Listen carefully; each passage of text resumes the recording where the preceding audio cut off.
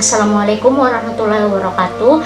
Kami dari kelompok 1 yang ingin menjelaskan mengenai tutorial analisis SPSS, di mana saya sendiri Andi Gumilang Cahaya Pratiwi sebagai pembicara pertama yang akan menjelaskan mengenai one sample t-test. One sample t-test merupakan salah satu uji parametrik.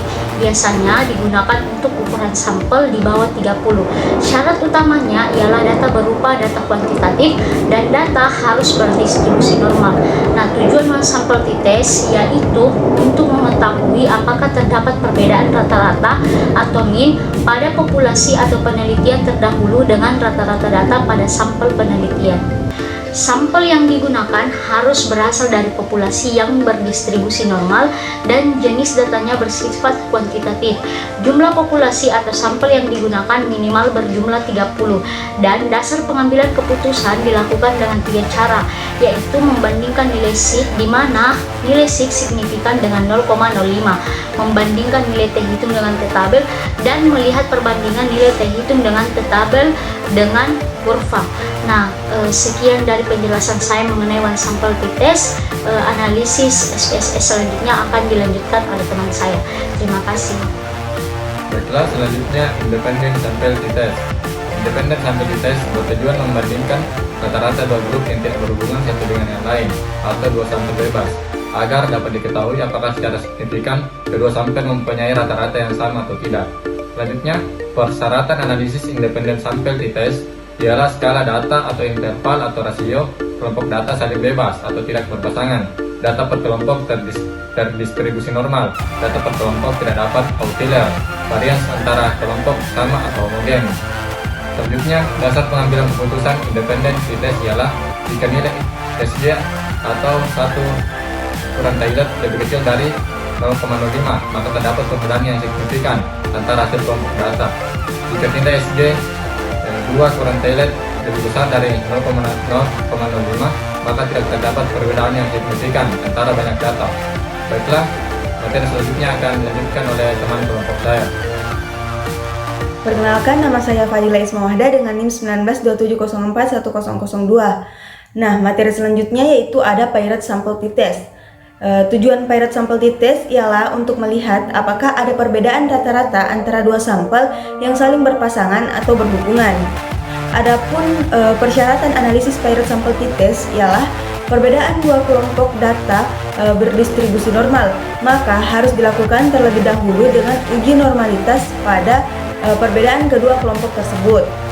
Adapun dasar pengambilan keputusan Pirate Sample t-test yaitu jika nilai signifikan 2 Taylor kurang dari 0,05, maka terdapat perbedaan yang signifikan antara hasil kedua kelompok data. Dan kedua, jika nilai signifikan 2 Taylor lebih besar 0,05, maka tidak terdapat perbedaan yang signifikan antara hasil kedua kelompok data. Demikian materi saya persilakan pemateri berikutnya. Selanjutnya adalah one-way ANOVA. Tujuan dari one-way ANOVA adalah jenis uji statistika parametrik yang bertujuan untuk mengetahui apakah terdapat perbedaan antara rata-rata lebih dari dua grup sampel. Nah, persyaratan analisis one-way ANOVA adalah: pertama, populasi harus independen dan data yang diamati juga independen di kelompoknya. Artinya, setiap sampel tidak berhubungan dengan sampel yang lainnya. Kedua, populasi yang diteliti dalam uji ini harus berdistribusi normal. Dasar kepentingan one-way ANOVA adalah: pertama, jika nilai sigma lebih besar 0,05, maka data berdistribusi normal. Kedua, jika nilai sigma lebih kecil 0,05, maka data berdistribusi normal tidak normal. Materi selanjutnya akan dibawakan oleh teman saya. Selanjutnya saya akan menjelaskan mengenai Repetitive Measures ANOVA. Repetitive Measures ANOVA digunakan bila akan dilakukan uji beda lebih dari 2 kali pengukuran.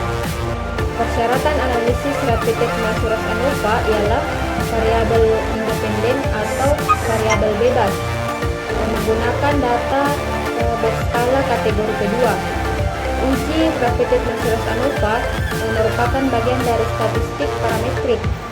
Ketiga data penelitian diasumsikan memiliki varians yang sama atau homogen.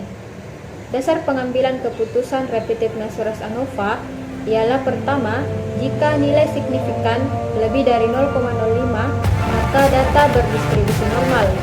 Data berdistribusi tidak normal jika nilai signifikan kurang dari 0,05. Baiklah, materi selanjutnya yakni tujuan dari two-way ANOVA. Yang pertama, tujuan two-way ANOVA adalah untuk mengetahui apakah ada pengaruh dari berbagai kriteria yang diuji terhadap hasil yang diinginkan. Tujuan kedua, persyaratan analisis two-way ANOVA ialah yang pertama, sampel berasal dari kelompok yang independen.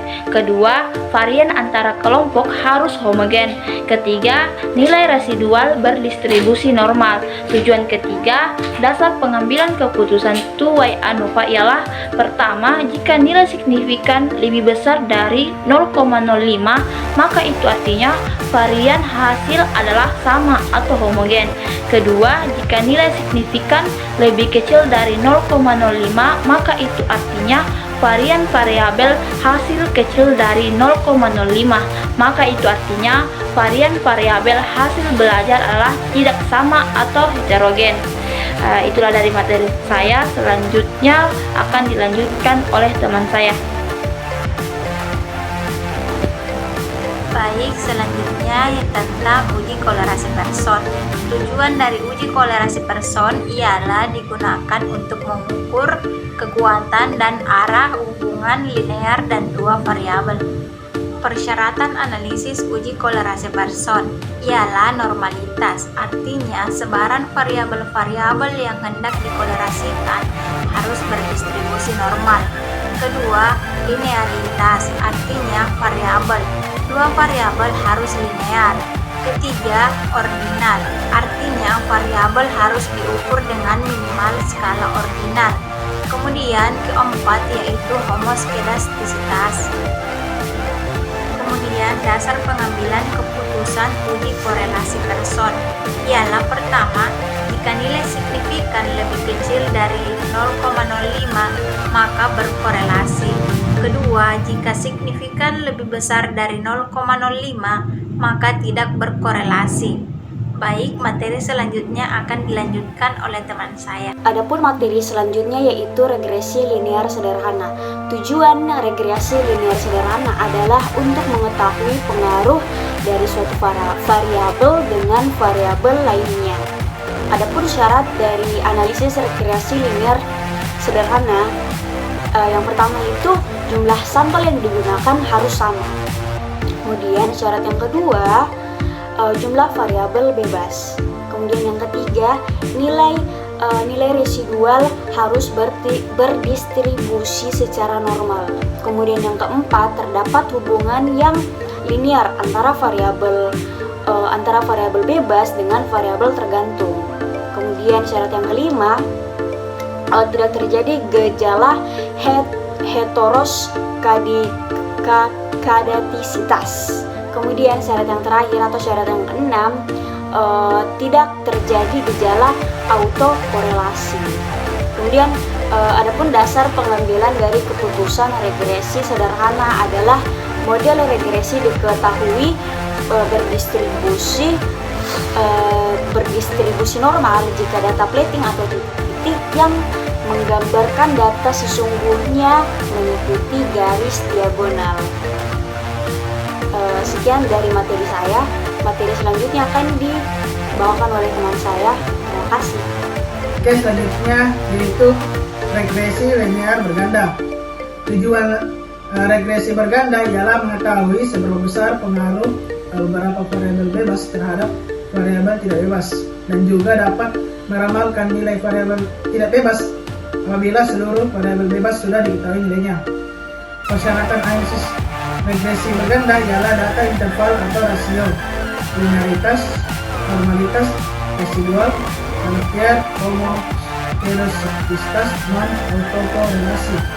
Dasar pengambilan keputusan regresi berganda di mana asumsi yang harus terpenuhi dalam model regresi distribusi normal.